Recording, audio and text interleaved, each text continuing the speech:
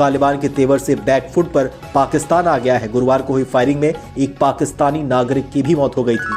पाकिस्तान और अफगानिस्तान यानी कि अफगानिस्तान में मौजूद अफगान तालिबान की हुकूमत जंग के दहाने पर आ चुकी है। 1971 में पाकिस्तान के 93,000 सोल्जर्स ने और जर्नल्स और कर्नल्स और मेजर लेफ्टिनेंट और सब कप्तान वगैरह जो थे, उन्होंने भारतीय फौज के आगे हथियार डाले थे, जिसके नतीजे में बांग्लादेश जो है वो पाकिस्तान की गुलामी से आजाद हुआ। जीना महंगा, तालीम महंगी, कफन महंगा।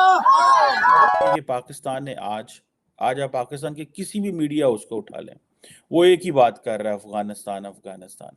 पहली बात तो ये है कि क्या हमने ये सच बोलना शुरू कर दी है कि अफगानिस्तान में तालिबान बनाना हमारी गलती थी।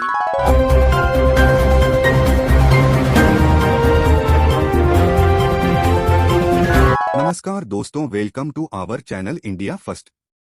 दोस्तों, आप सब जानते हैं कि पाकिस्तान की हालत अभी बहुत ही खराब चल रही है। इसके साथ ही पाकिस्तान अपने पड़ोसी मुल्कों के साथ रिश्ते भी बेकार कर रहा है तथा पाकिस्तान यह सोच रहा था कि इंडिया व चाइना की गलवान लड़ाई के कारण काफी खुश हुआ था, लेकिन दूसरी तरफ अफगानिस्तान पाक अफगान बॉर्डर पर हमले कर रहा है। इससे पूरा पाकिस्तान में भय का माहौल बना हुआ है। तो आइए दोस्तों, इसी पर आधारित इंटरेस्टिंग वीडियो को देखते हैं। जय हिंद।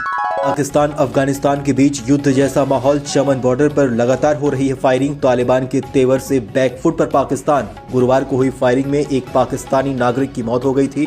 तालिबान बोला जंग के बहाने ढूंढ रहा है पाकिस्तान। 4 दिन पहले तालिबान की फायरिंग में मारे गए थे 7 पाकिस्तानी। बड़ी खबर, पाकिस्तान अफगानिस्तान के बीच युद्ध जैसा माहौल हो गया है। चमन बॉर्डर पर लगातार फायरिंग जारी है। तालिबान के तेवर से बैकफुट पर पाकिस्तान आ गया है। गुरुवार को हुई फायरिंग में एक पाकिस्तानी नागरिक की भी मौत हो गई थी। पाकिस्तान और अफगानिस्तान यानी कि अफगानिस्तान में मौजूद अफगान तालिबान की हुकूमत जंग के दहाने पर आ चुके हैं। अफगान तालिबान ने बहुत बड़ा ब्लंडर सरजद किया है।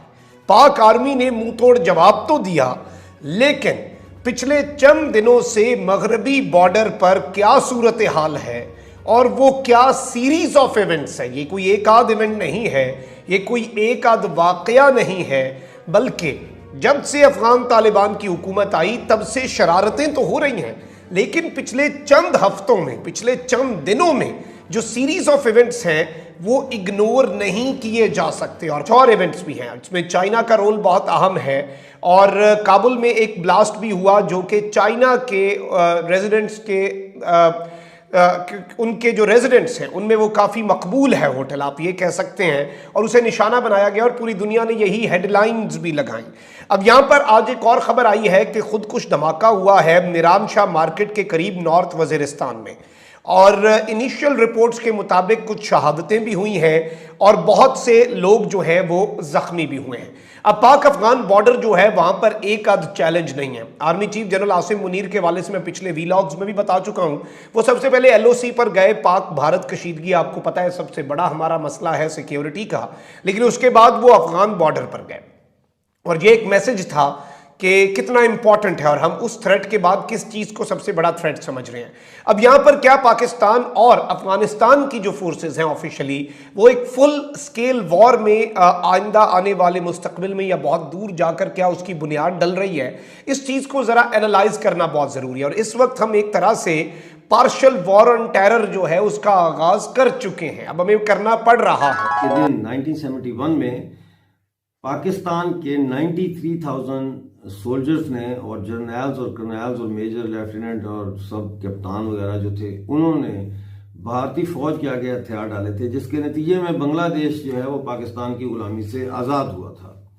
आज 16 दिसंबर के दिन पाकिस्तानी कब्जे वाले जम्मू कश्मीर के कई शहरों में बंगालियों के साथ यकजहती के लिए प्रदर्शन हुए, और ये प्रदर्शन जो है इसमें लोगों को ये बताने की कोशिश की गई कि हम भी गुलाम हैं और हमें पाकिस्तान ने 1947 में गुलाम बनाया और हमारे वसाइल लूटे। इस वक्त लोग बगावत के मूड में हैं, लोग अब सियासत पर यकीन नहीं रखते, लेकिन इस वक्त सबसे बड़ा फुकदान क़यादत का है। पाकिस्तानी कब्जे वाले जम्मू कश्मीर में क़यादत का फुकदान और डायरेक्शन का तयन प्रॉपरली ना करने की वजह से इस वक्त जो मुजाहरे हैं वो किसी हतमी नतीजे पर नहीं पहुंच रहे। आटा महंगा, दाल महंगी, जीना महंगा, मरना महंगा, कफन महंगा, मुक्के ठगे, चोर लुटेरे। ये जिस खिता का तड़वी इलियास प्राइम मिनिस्टर है, उसी की सरजमीन पे आके उसको धक्के देके बाहर निकाला गया, उसको तकलीफ नहीं करने दी गई, तो फिर क्या इसको हम आजाद कश्मीर कह सकते हैं? मुझे बताया जाए कि फिर वो आजाद नहीं है, हम गुलाम हैं। आटा महंगा, चीनी महंगी, दाल महंगी, जीना महंगा, तालीम महंगी, कफन महंगा। ये पाकिस्तान ने आज आप पाकिस्तान के किसी भी मीडिया उसको उठा लें, वो एक ही बात कर रहा है, अफगानिस्तान अफगानिस्तान।